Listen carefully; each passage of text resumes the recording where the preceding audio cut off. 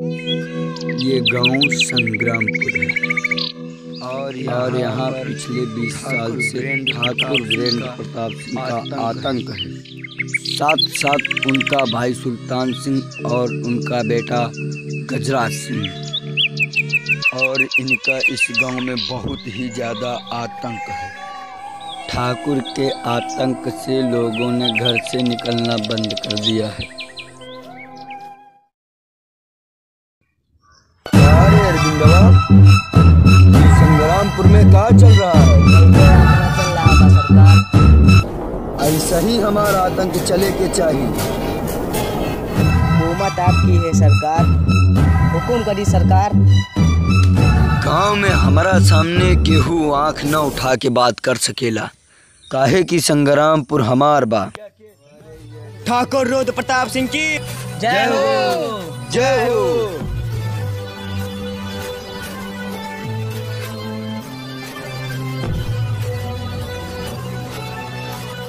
ठाकुर रुद्र प्रताप सिंह की जय हो, जय हो।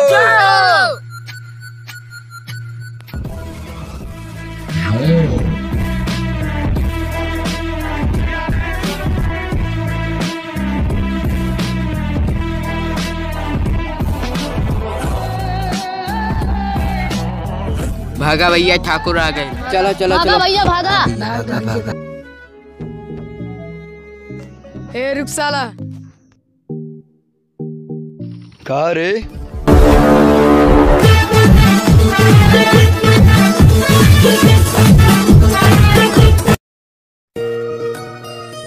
अरे तारा के टाइम दे ले रही ना हम। चलो उठ।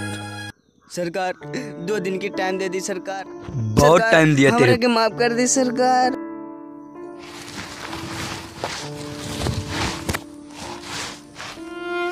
हमारा जान बख्श दी सरकार। बेटा, अब तो हर दिन पूरा हो गई।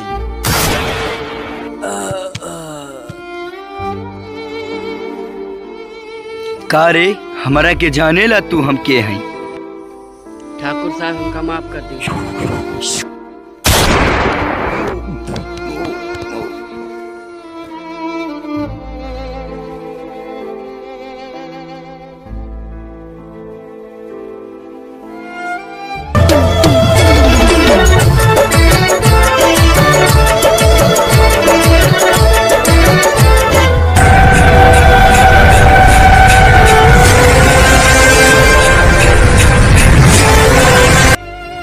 तोहनी लोगन के मौत से डर न लागेला का रे? हमारा हफ्ता निकाल।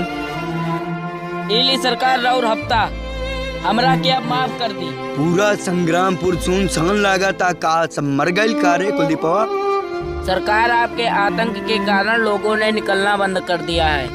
वाह रे कुलदीपवा, यही तो हम सुनना चाहते थे तेरे मुंह से।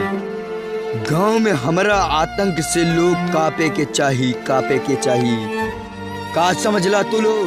जी सरकार, सभी लोग कापी हैं सरकार, सभी लोग। हाँ, काहे कि ठाकुर रुद्र प्रताप सिंह के इलाका है। हमारा इलाका में हमारा इजाजत के बगैर पत्ता ना ही लेला। सरकार, एक सूचना बा। ऊ का हरे? मास्टरवा का बेटा आपका खिलाफ चला था। पूरा जंगल ही होता है।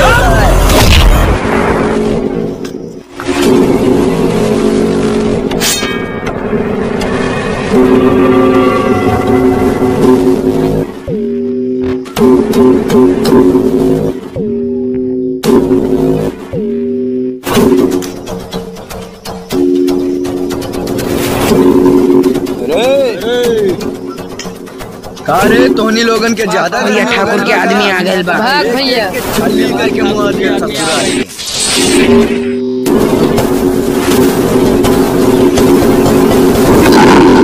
आज पता नहीं केकर मौत हुई ठाकुर के हाथ। देख यहाँ शंकरवा के आदमी बा। देख चल के। जी सरकार देखा तानी तो शंकर के आदमी मुरदिया में ज्यादा गर्मी मालूम हमरा के छोड़ दे सरकार। और उस शंकरवा कहाँ बारे? गाड़े करा के ठोक मार ससुरा के मार।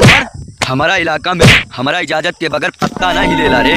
तोहनी सन का बुझला कि हमरा के पहिए ना सन भागत बाओ खाली पीछा कर सालन के।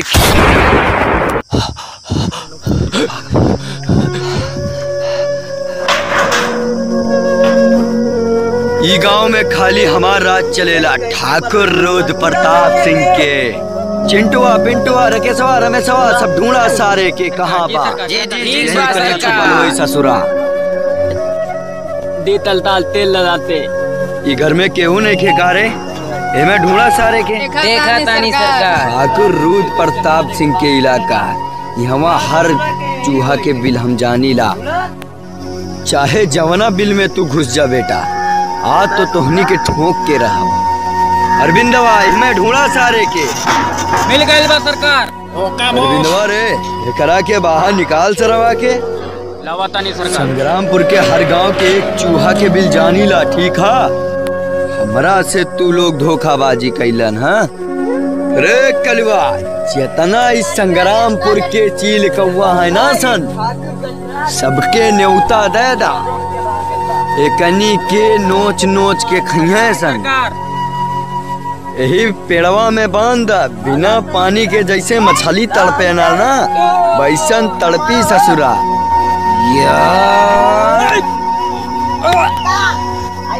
अरविंदवा रे सरकार।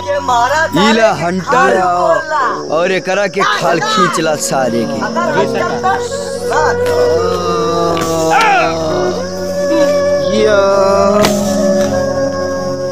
एकरा के तो हम बतावतानी ससुरा के।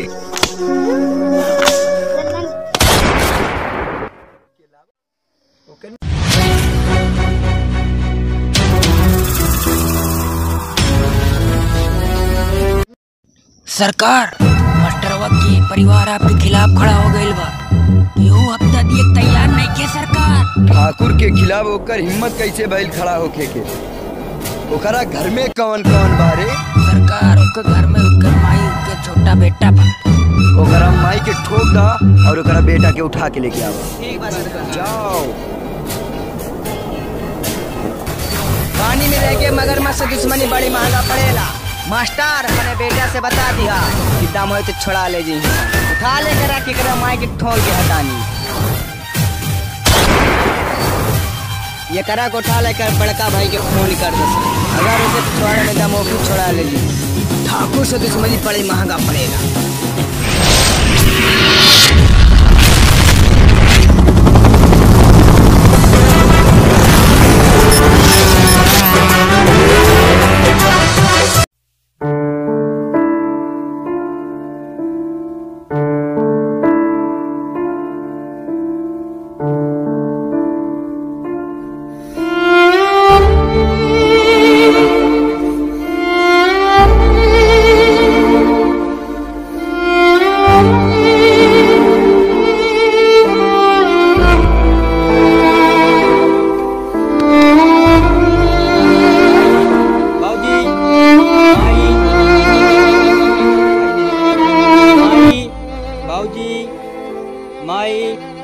बाबूजी हाँ चल गए, दिखाई ही नहीं देते।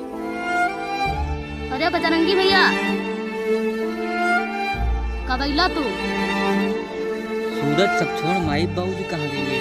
लौकत नहीं खेत भैया तो सब का बताई, आपको आदमी सबके मार देला भैया। शाम में मुराली भैया के ले गए भैया, तो भाग के हार दे ना सूरज हम ना भाग सकीला। सूरज कुछ बता बा कहाँ लेके गए बा?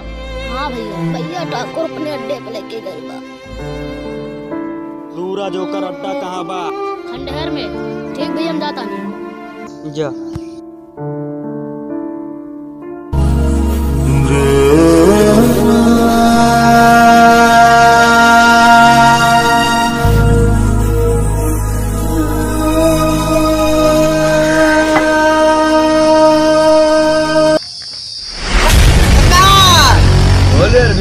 ये बजरंगी भैया हमारे साथ। अरे क्या इधर फेंका ससुराल के अंदर साले के ही लेकर।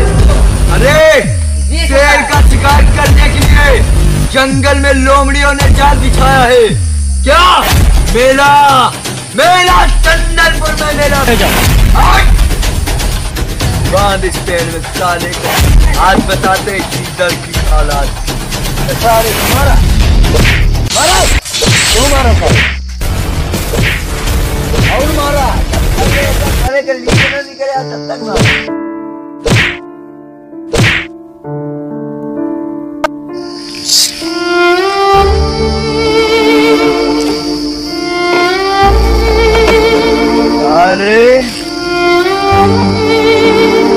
भाई कहाँ बारे? सरकार हमको कुछ नहीं के मालूम कहाँ बाटे। अगर तुम्हार भाई ना आई ना तो करा के खत्म कर दे सरकार हमके नहीं के पता। अरे कुलदेव कहीं के ससुरा के मार के फेंका और सब लोग एकरा पे नजर रखिया एकर भाई आई जरूर।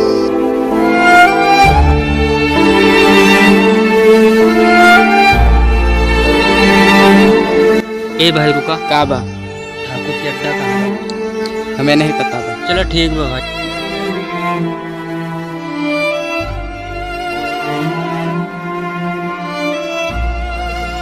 ए भाई सुना, तनी ठाकुर के अड्डा बता दा भाई। यही जे कुछ मील दूर बा।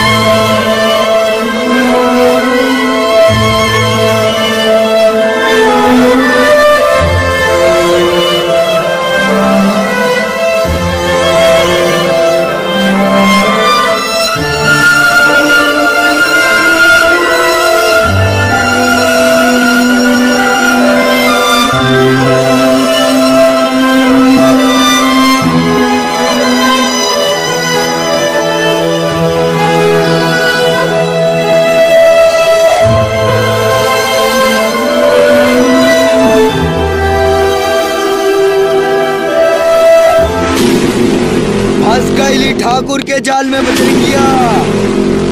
तोहरा इतना गर्मी बाना तो तू हमारा साथ दंगल लड़ेगा। अगर तू जीत गईला तो तहरा भाई के आजाद कर दे। मंजूर बा। अगर तू हार गईला तो तहरा भाई के फिनिश कर दे। चला हमारा संगे। चला अखाड़ा में धूल चटावा तानी तोहरा के। चला चला। अगर तहरा के छठी के दूध में याद दिला दी ना वक्त तो बताएगा ठाकुर। ठीक है। चला ठाकुर मंजूर बा तोहार शर्त। जय श्री महाकाल की। बजरंगी दे प्रभु, इस राक्षस का नामो निशान मिटाना है इस धरती से। शक्ति दे प्रभु।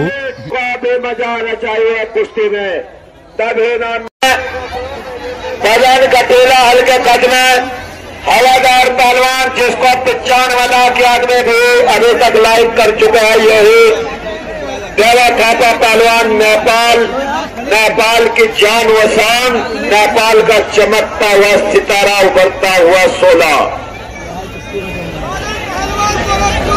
उन्हीं के सवालों के जवाब में काला जंग हवादार पहलवान, यहाँ पैदल पहलवान गोरखपुर बाबा गोरखनाथ के नगरी से हुआ मेहमान पहलवान। कुश्ती का समय 13 मिनट और पब्लिक को भी मजा आना चाहिए कुश्ती में, तभी नाम मिलेगा। हमारे दर्शक बेताबी से इंतजार कर रहे थे इस कुश्ती का। बहुत बढ़िया, क्या कहने, दोनों पहलवान बहुत अच्छे पहलवान हैं। एक तरफ वारा बहुत बढ़िया, ऐसे ही मारेगा। बहुत बढ़िया।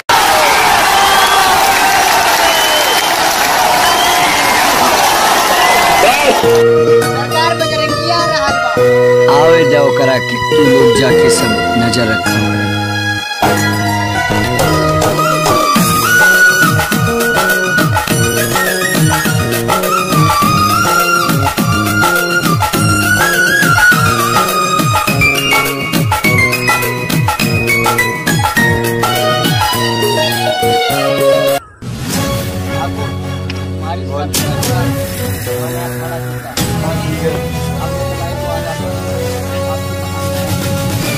ठीक है, अरे ये भाई को आजाद कर जा।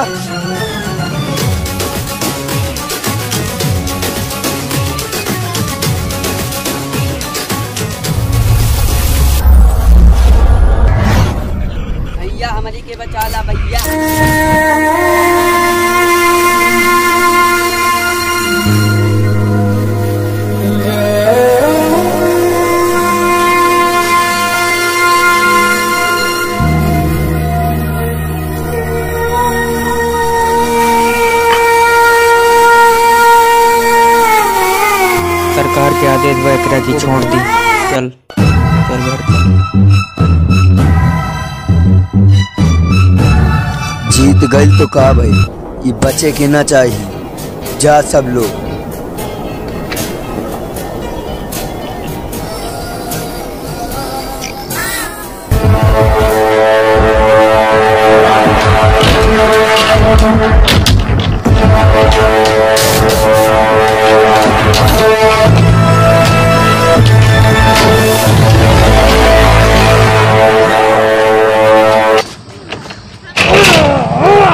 खत्म का देहनी ससुरा के, एकरा के उठा के नदी में फेंक दा।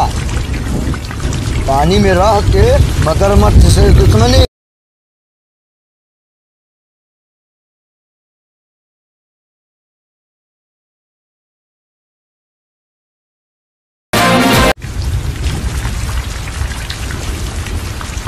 कि मारने वाला है भगवान, बचाने वाला है भगवान। बाल ना बाका होता उसका, कि बाल ना बाका होता जिसका रक्षक दया निधान। मारने वाला है भगवान, बचाने वाला है भगवान। मारने वाला है भगवान, बचाने वाला है भगवान। बाल ना बाका होता उसका।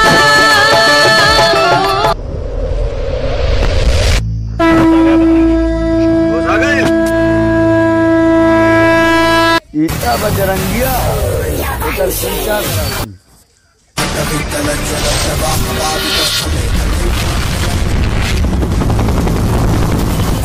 सरकार बजरंगिया डाल राइफल और ठोक दो Bajrangi.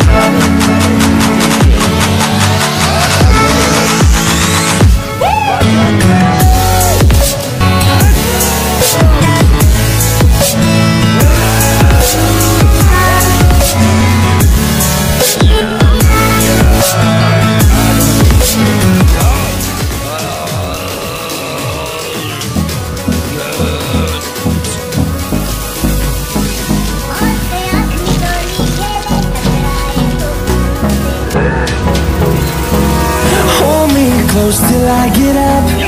Time is barely on our side. I don't wanna waste what's left. The storms we chase are leading us, and love is all we'll ever trust. Yeah, no, I don't wanna waste what's left. And on we'll go, through the wastelands, through the highways, till my shadow turns to sun rays. And on we'll go, through the wastelands, through the highways. And on we'll go.